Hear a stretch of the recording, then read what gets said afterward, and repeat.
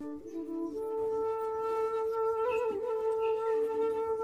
पण सांगता येणार नाही, परंतु शेतकरी बंधूंनो हे मात्र नक्कीच खरं आहे की 2024 मध्ये येत्या उन्हाळ्यामध्ये जानेवारी, फेब्रुवारी, मार्च, एप्रिल, मे, जून या दिवसामध्ये जो कोणी शेतकरी कोथिंबीर पिकामध्ये व्यवस्थित मॅनेजमेंट करून व्यवस्थित उपाययोजना करून जर आपली कोथिंबीर लास्टपर्यंत जर टिकवून ठेवले तर 100% त्याला शेतकरी बंधूंनो झालेला खर्च मात्र 100% निघणार आणि 40 दिवसांमध्ये चांगलाच मुनाफा होणार।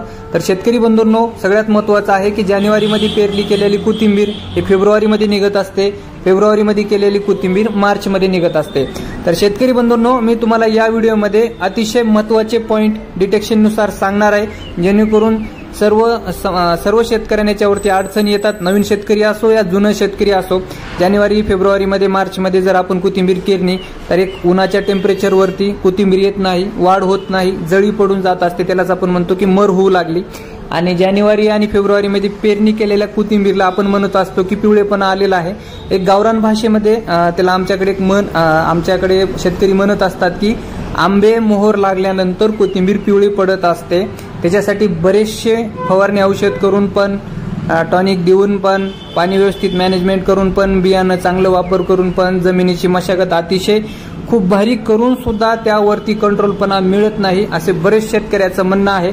परंतु बरेच शेतकरी 70 ते 80% शेतकरी हे पिवळी पडत असते, आंब्याला मोहर लागल्यानंतर कोथिंबीरमध्ये काही सक्सेसपणा होत नाही म्हणून शेतकरी या दिवसामध्ये कोथिंबीर पेरणी करत नसतात। परंतु शेतकरी बंधूंनो जो कोणी शेतकरी व्यवस्थित मॅनेजमेंट त्या दिवसामध्ये करेल 100% त्याला काही ना काही फायदा मिळतो।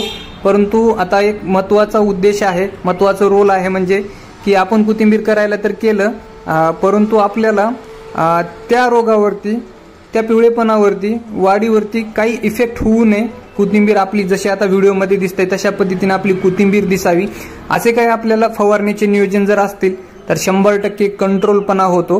परंतु शेतकरी बंधूंनो या व्हिडिओमधून मी तुम्हाला तेच पॉइंट सांगणार आहे, अतिशय बारकाईने तुम्ही ऐकून घ्या।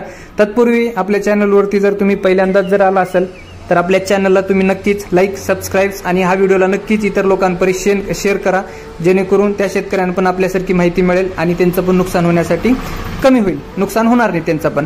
तर शेतकरी बंधूंनो तर सगळ्यात महत्त्वाचं आहे, मी औषधाची नावे सांगणार नाही, कुणाची मार्केटिंग पण करणार नाही। आपला उद्देश नाही की मार्केटिंग करावे आणि तुम्हाला फसवावे।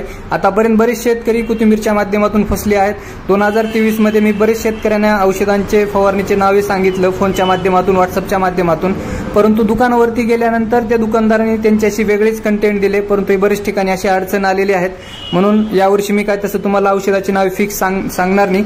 परंतु शेतकरी बंधूंनो तुमच्या पिकाच्या अवस्थेनुसार, तुमच्या मॅनेजमेंटवरती, त्या दरम्यान तुम्ही त्याच्या अगोदर केलेली उपाययोजना आणि कोणती फवारणी केली होती त्या अनुषंगावरती, त्या अवस्थेवरती, त्या पोझिशनवरती मी तुम्हाला औषधाचे नाव सांगणार आहे। तर शेतकरी बंधूंनो जर तुमची कोथिंबीर आंबे मोहरमध्ये असताना जर पिवळेपणा आला असेल, रोगराई आली असेल, पिवळेपणा 1-2 फवारणी करून पण कंट्रोल होत नसेल तर खरंच तुम्हाला जर अडचण येत असेल तर मी लास्टला मोबाईल नंबर देणार आहे, व्हॉट्सअप नंबर, त्या नंबरवरती तुम्ही पिकाचे फोटो पाठवत चला, अवस्था कळवा, त्यानुसार मी तुम्हाला त्याच्या अगोदर केलेली तुम्ही कोणती फवारणी केलेली आहे ते पण आमच्याशी नक्कीच कळवा। त्या औषधावरती आणि तुमच्या पिकाच्या अवस्थेवरती मी तुम्हाला औषधाचे नाव सांगणार आहे। 100% शेतकरी बंधूंनो कंट्रोलपणा मिळतो, पिवळेपणावरती पण आणि रोगराईवरती पण। तर त्या दिवशी तुम्ही घाबरून जाऊ नका, फक्त 2 अतिशय महत्त्वाची फवारणी आहेत, फक्त तुमच्या पिकाची अवस्था कळवा, त्या हिशोबाने मी सांगत जाईल तुम्हाला।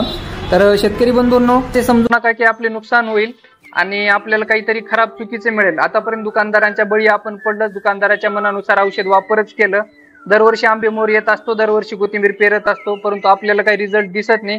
परंतु यावर्षी एक बदल जर आपण केला तर आपल्याला 100% फायदे मिळणार आहेत, कारण की माझा वैयक्तिक अनुभव पण आहे आणि इतर शेतकऱ्यांचा गेल्या वर्षी अनुभव पण घेतलेला आहे। त्या अनुभवावरतीच मी तुम्हाला ते 2 फवारणी सांगणार आहेत। तर तुम्ही तुमच्या मर्जी बंधूंनो तत्पूर्वी आपल्या व्हिडिओला तुम्ही नक्कीच लाईक, सबस्क्राईब आणि शेअर करत चला। तर मित्रांनो उन्हाळ्यामध्ये जर आपण मार्चमध्ये आणि एप्रिलमध्ये जर कोथिंबीर केली 100% आपल्याला टेम्परेचरचं ताणतणाव त्याच्यावरती दिसतच असतो। आपण बरेचसे फवारणी करून, बरेचसे सिलिकॉन औषधाचा वापर करून तरी पण कंट्रोलपणा मिळत नाही। सगळ्यात महत्त्वाचं आहे शेतकरी बंधूंनो त्या दरम्यान आपल्याला पाण्याचं व्यवस्थित मॅनेजमेंट करावं लागेल आणि पाणी सहजासहजी जर मार्च आणि एप्रिलमध्ये जर पाण्याचं नियोजन जर असेल तर संध्याकाळच्या टायमिंगला पाणी देत चला, अतिशय फुल टेम्परेचरमध्ये पाणी देऊ नका, कारण की त्या दरम्यान अतिशय प्रमाणामध्ये बाष्पीभवन होत असल्यामुळे आपल्या पिकावरती टॉक्सिसिटी पानामध्ये वाढत असते. बाष्पीभवन होते वेळेस पानं हीट होत असतात. मग त्या दरम्यान पानावरती काही ना काही स्कॉर्चिंग येणार किंवा रोगराई बळी पडणार, पानं विकनेस पण होणार. तो आपल्याला काही ना काही जाणवणार आहे. आणि असं समजू नका की फवारणीमधून क्लिअर होऊन जाईल, परंतु शेतकरी बंधूंनो तो पण एक स्ट्रेसच आहे, तो पण एक ताणतणावच आहे. तर त्यासाठी आपल्याला पाणी नियोजन व्यवस्थित करावं लागेल. आणि शेतकरी बंधूंनो अजून एक अतिशय महत्त्वाचं तुमच्याशी कळवायचं आहे. उन्हाळी कोथिंबीर जर लागवड जर करायची असेल आणि चांगल्या रीतीनं आपल्याला जास्तीत जास्त बेनिफिट जर कमवून घ्यायचा असेल आणि व्यवस्थित पाणी मॅनेजमेंट जर असेल तर तुम्ही कोथिंबीर आहे मार्चपासून पुढे जूनपर्यंत कोथिंबीर कधीही करू शकतायत, कधीही लागवड करू शकतायत. रेट खूप मिळण्याचे चान्सेस असतात. असे समजू नका की जानेवारी फेब्रुवारीमध्ये पण करायला नको का. तर शेतकरी बंधूंनो करू शकता येतं जानेवारी फेब्रुवारीमध्ये सुद्धा, त्या दरम्यान पण आपल्याला चांगलेच रेट मिळतात. शेतकरी बंधूंनो एक आपण अंदाज सांगतोय, मार्केटचं सांगता येणार नाही. मार्केटमध्ये कधी भाव मिळेल, कधी काय होईल ते सांगता येणार नाही. एक तुमच्याशी एक आमचा अनुभव सांगतोय. बरेच शेतकरी आपल्याला कमेंटच्या माध्यमातून व्हॉट्सअपच्या माध्यमातून विचारत आहेत की सर आपल्याला कोथिंबीर कोणत्या महिन्यामध्ये लागवड करायला पाहिजे जेणेकरून आपल्याला चांगले रेट मिळतील आणि चांगले भाव मिळतील. परंतु सहजासहजी आपण शेतकऱ्यांना सजेस्ट करत असतो की मार्चपासून तुम्ही कधीही लागवड करत चला. परंतु शेतकरी बंधूंनो असं होईल की तुम्ही जानेवारी फेब्रुवारीमध्ये पण केल्यानंतर आपल्याला रेट मिळण्याचे चान्सेस असतात. कारण की फेब्रुवारीमध्ये जर लागवड केली तर मार्चमध्ये काढायला येणार आहे. तर असं समजा की त्या दरम्यानपासून टेम्परेचर बऱ्यापैकी वाढलेलंच असतो. आणि मार्च आणि एप्रिलमध्ये तर असं समजा की एक रमजान ईद असल्यामुळे पण बऱ्यापैकी आपल्याला रेट मिळण्याचे चान्सेस असतात. बरेच शेतकऱ्याची एक मानसिकता असते की बाबा सणाच्या कालावधीमध्ये आपल्याला रेट फुल चलतील, असं पण झालेलं आहे आणि मिळत पण असतात. तर पाणी मॅनेजमेंट व्यवस्थित करा, पाण्याच्या स्टॉकच्या हिशोबाने तुम्ही लागवड करत चला. आणि शेतकरी बंधूंनो जर बियाणं जर व्यवस्थित असेल तर त्या दरम्यान काळुकीबाज बियाणं असं समजा की संपूर्ण पालाबाज वगैरे बियाणं वगैरे असावं त्या हिशोबाने बियाणं वापर करत चला. अतिशय आपल्याला चांगले दर्जेदार पैसे त्या दिवसामध्ये होतील. शेतकरी बंधूंनो 2023 मध्ये 80 ते 90% मार्केट मस्त राहिलेले आहेत. तर बरेच शेतकऱ्यांना चांगलं बेनिफिट झालेलं आहे. तर यावर्षी पण त्याच्या उन्हाळ्यामध्ये ग्राहकांना हिरवेगार लसलशीत भाजी एकच दिसते ते म्हणजे कोथिंबीर. मोठमोठ्या हॉटेलमध्ये, मोठ्या लाईनमध्ये, मॉलमध्ये खूप सारी मागणी असल्यामुळे कोथिंबीरला चांगलीच आवक असते. तर शेतकरी बंधूंनो पाणी मॅनेजमेंट व्यवस्थित करा. 100% आपल्याला 40 दिवसामध्ये कोथिंबीर सारखं पीक कोणतंच नाही जे की तुम्हाला लखपती पण बनवू शकतो. आणि एवढं मात्र खरं आहे शेतकरी बंधूंनो की झालेला खर्च मात्र 100% निघून जातो. फक्त उपाययोजना व्यवस्थित करा आणि मॅनेजमेंट चांगले करा. 100% आपल्याला फवारणीमधून असो या तुमचं पाणी व्यवस्थापनमध्ये असो काही ना काही तुमची चुका होत असतात. ते चुका होऊ नये म्हणून माझा व्हॉट्सअप नंबर सांगतो मी तुमच्याशी 82 75 20 61 53.